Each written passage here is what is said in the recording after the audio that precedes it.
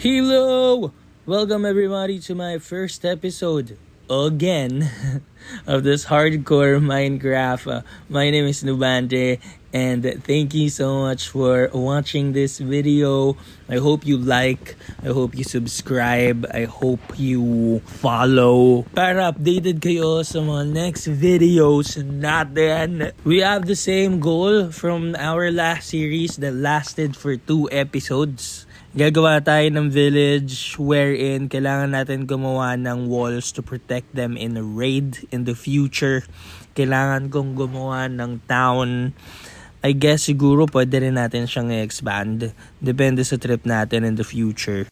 For this series, wala tayong theme kung anong building ang gagawin natin. Magbe-build lang tayo simultaneously. Now that we found a village, I believe okay naman na to. We'll make it work. What's in this chest? Not bad. So I'm thinking, make it simple. So start ako siguro dito ng wall. Wow. It's a pretty small village. So manageable naman siya. Look! Oh, there are 2... What do you call this? 2 locksmith building. Locksmith? Blacksmith building. Let's see the goodies. Not bad. Next naman. Ano ang goodies dito? 1 diamond here. First diamond ever.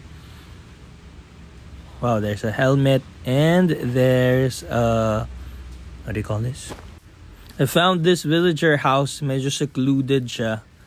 So I think I'm gonna use this as my starter base. So I'm just gonna put my chests over here.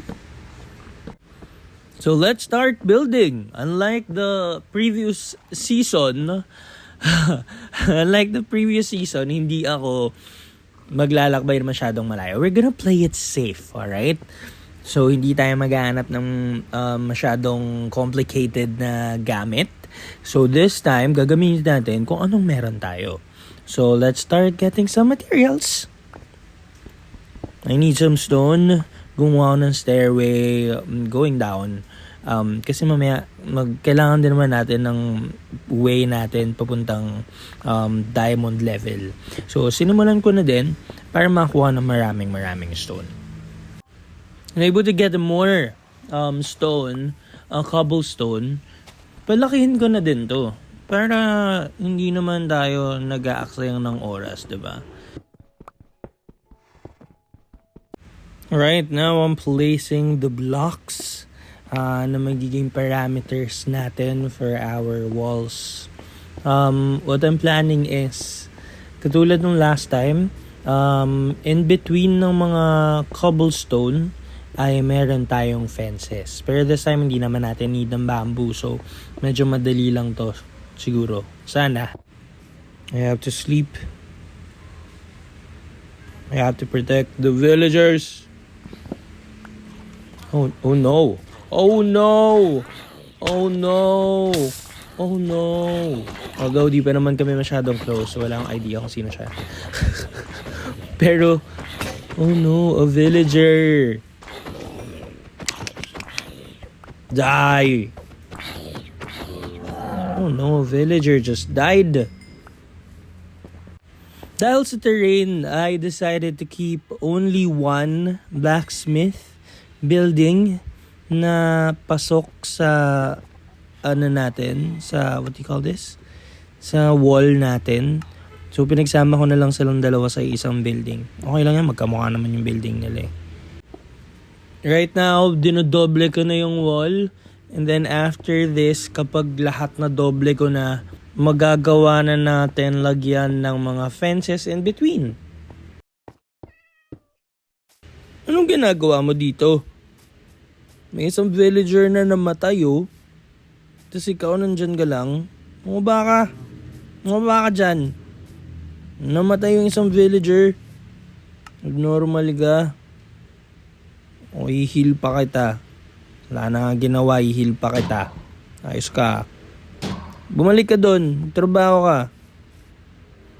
Iron Golem, nakatambay. Lost mo.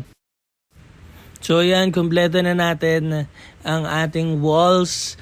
And ngayon, lalagyan na lang natin siya ng gate here. And then ng fences in between the stone walls.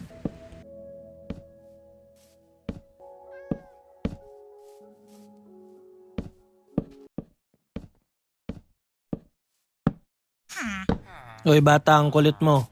Pag ikaw na-stuck sa labas, hindi yung kasalanan ha. And there you have it.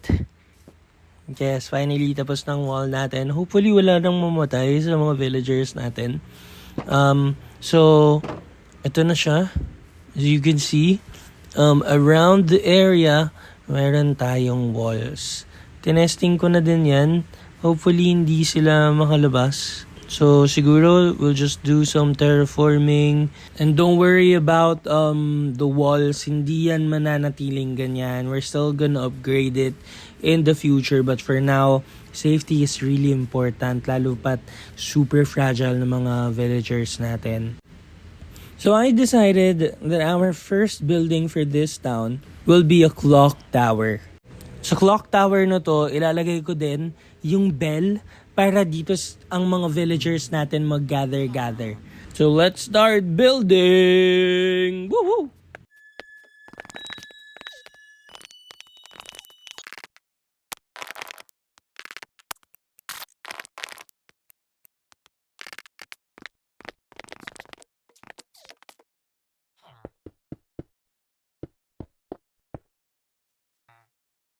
This time, I was struggling kung paano gagawa ng clock. Kasi we all know naman na wala namang hand dito ng clock. So we have to improvise. I don't think this looks good. I don't think okay siya. So let's try this instead. Baka naman we can, oh no.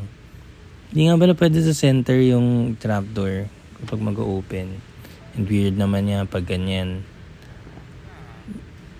How about this? Nope. How about I put an additional fence dun sa taas? Kasamuha na siyang L, bro. Yep. Ganito na lang gawin natin. Kung wari yan yung numbers ng clock. Nalagay ka na yung bell sa loob. Hopefully gamitin ng mga villagers. Isa lang yung pumapasok dito daw. Pero nag-uusap-usap naman sila sa labas dito sa area. So I think okay lang yan. As long as dito sila nag-uusap-usap, okay lang din. Para siyang magiging center talaga ng ating small village. So guys, if you have any suggestion of what building we should build next, just comment it down below. Again, don't forget to subscribe, to like, to follow Nubante on your social media platforms. We are on Facebook and YouTube. So again, thank you so much everybody. I hope you had a blast. And see you next time. Bye-bye!